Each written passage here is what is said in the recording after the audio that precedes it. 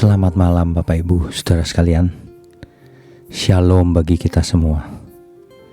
Saudara, kisah Ayub selalu membuat kita menarik hikmat yang selalu baru. Makanya menjadi pembahasan sepanjang zaman sampai hari ini. Ayub pasal 23 ayat 8 sampai 10, saudara.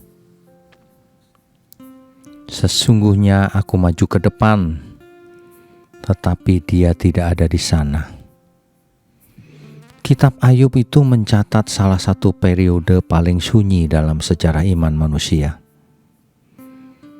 Ayub kehilangan anak-anaknya, kehilangan hartanya, kehilangan kesehatannya, kehilangan reputasinya.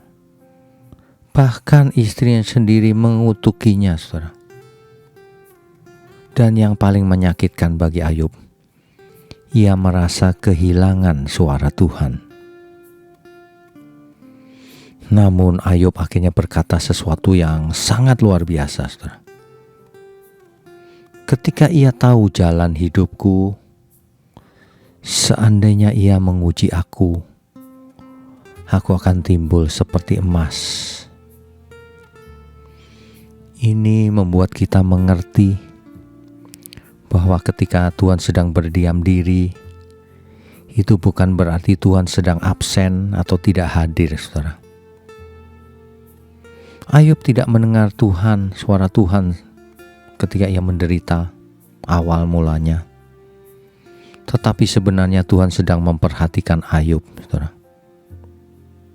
Saudara ingatkah ketika iblis menghadap Tuhan, Tuhan berkata apa? Apakah engkau memperhatikan hambaku Ayub?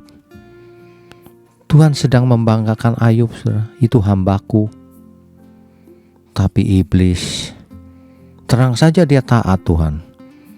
Kan kau beri pagar di sekeliling hidupnya. Coba pagar itu kau cabut, nanti Ayub pasti gak taat lagi. Tapi Tuhan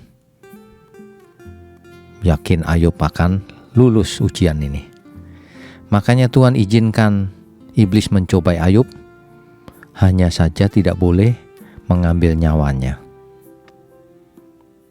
Saudara bisa bayangkan sebagai Ayub, ia bertanya-tanya, kenapa semua ini terjadi? Padahal Ayub adalah orang saleh di zamannya. Surga seolah diam ketika Ayub mengalami hal itu. Saudara ingat baik-baik, surga mungkin seolah diam, tetapi surga tidak pernah tidak peduli. Meskipun Tuhan sedang berdiam diri, tapi sebenarnya Tuhan sedang memperhatikan kita, memperhatikan Ayub. Dan Tuhan berharap, ayo Ayub, kamu pasti menang. Ayo, meskipun Tuhan sedang berdiam diri. Pelajaran ini hendaknya kita benar-benar hayati, saudara. Sebab kita hidup di dunia ini pasti mengalami masalah. Dan kalau kita mengalami masalah dan Tuhan seolah diam, ingat kisahnya Ayub. Sebenarnya Tuhan tidak diam.